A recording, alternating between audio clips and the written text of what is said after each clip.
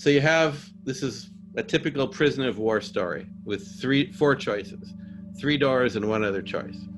And the prisoner is going to be put to death, okay? So he has a choice. He can be shot directly by the guard standing next to him, and he can die slowly in the sun, okay? Or he can go through door number 1, which is ninjas. They're practicing their sword fighting, and they're just going to cut you up slowly until you die. Door number 2 is a lion that hasn't eaten in 3 months. Door number 3 is a cliff. You're going to fall off of and die slowly at the bottom. So, Keith, which would you choose? So I think,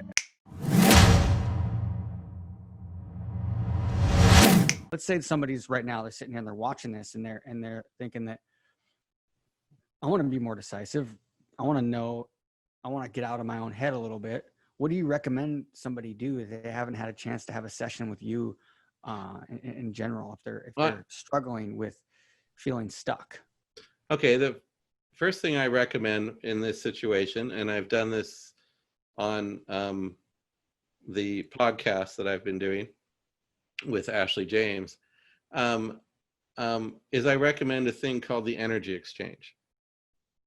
And the energy exchange is a practice I eventually teach everybody that comes through here. But the energy exchange is about realizing that everything is energy. And that's what we're exchanging. Money is energy, time is energy, light is energy, sound is energy. We all know this. Science has proven it. And we in our cultures have been taught that it's all reality. A paper dollar is something you can touch, but a paper dollar is just a bunch of atoms hanging together. And the idea that people can't understand that everything is a mirage is true, but most people can't understand that. But maybe they can understand this thing that science has called sound. You know, science can measure sound. They can play with it. We're both talking through microphones, putting it through. Visible. Right, it's manipulable. Well, what happens when someone's talking with you? They're sending sound to you. Well, you have a choice. We're taught to listen and pull it in. Yeah, well, you listened and pulled it in. Well, now it's inside of you. And that bogs you down. And it becomes, we often confuse someone else's criticism with our own self-criticism because we've owned what someone has told us. So let's say your boss thinks you're an idiot.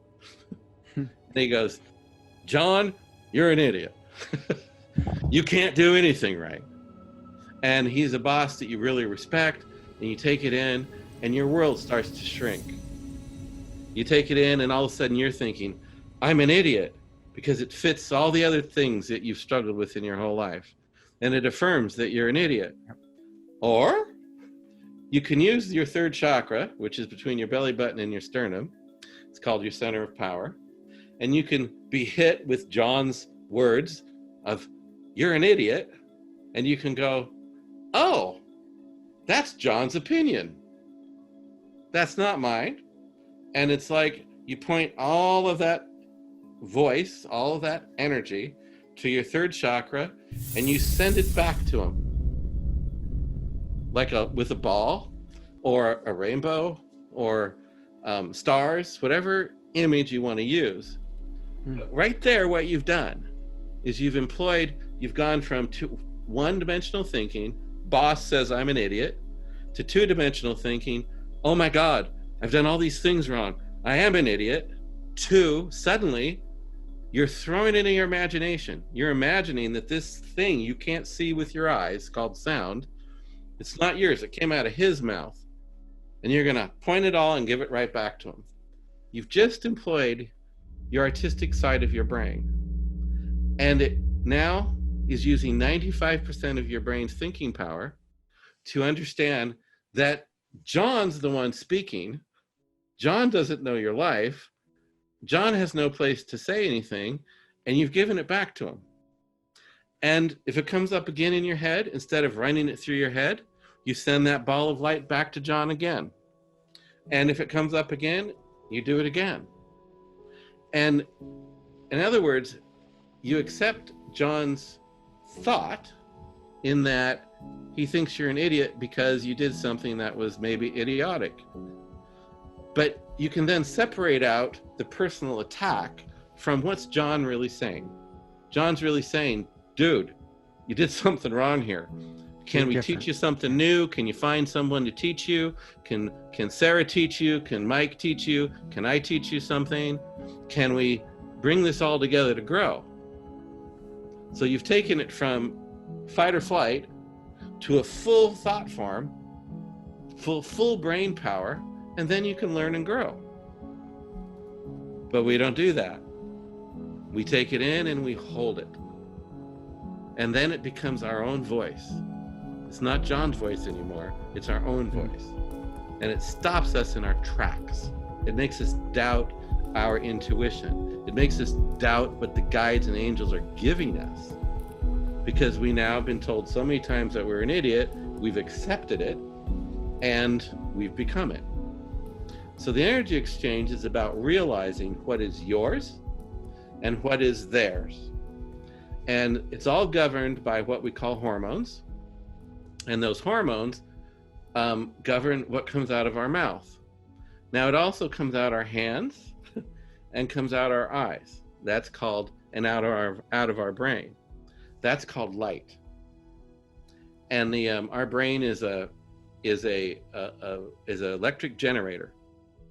And it's not only sound that comes out of us, it's this light that is picked up by our digestive brain.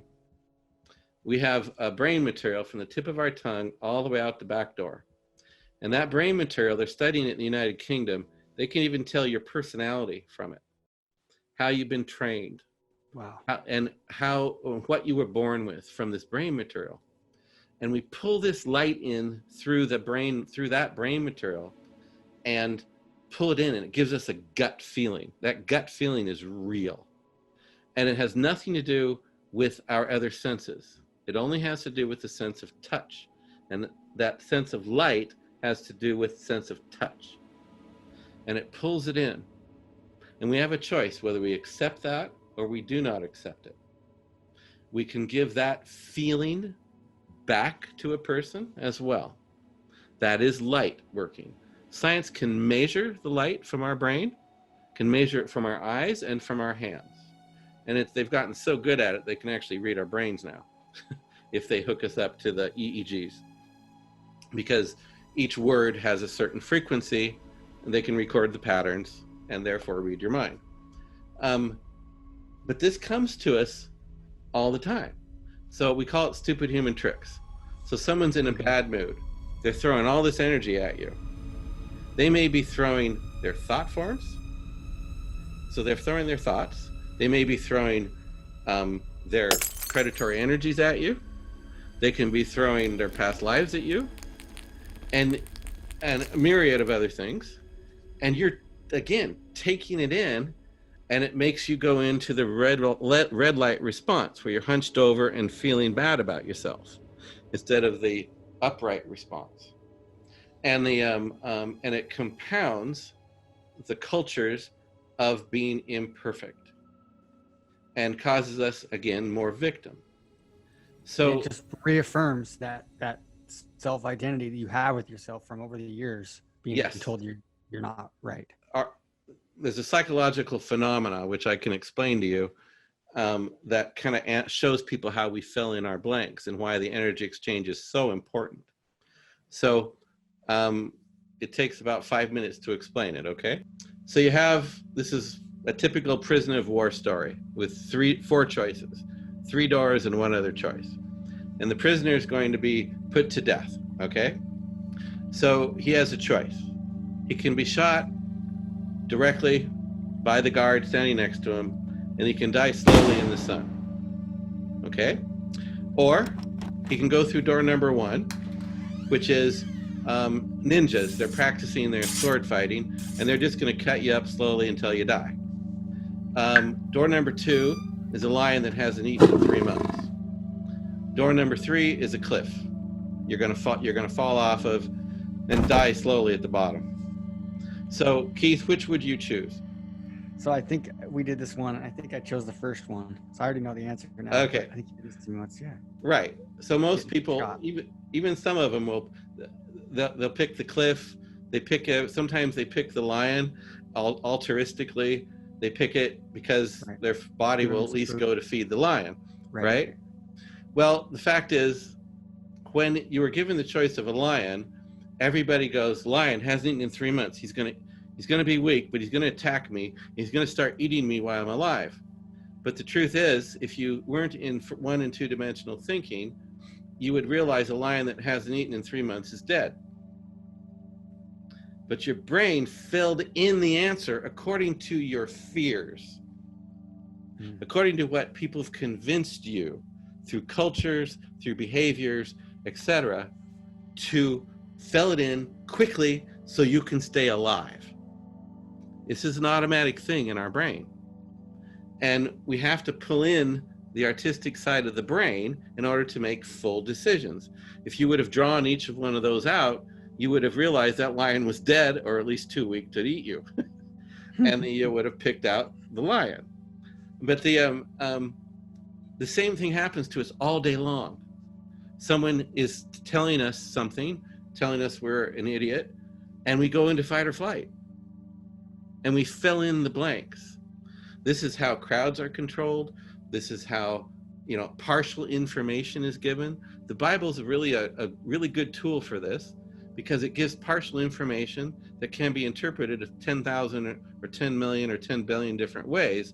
And you fill it in with your own brain and you think, oh, God's speaking to me.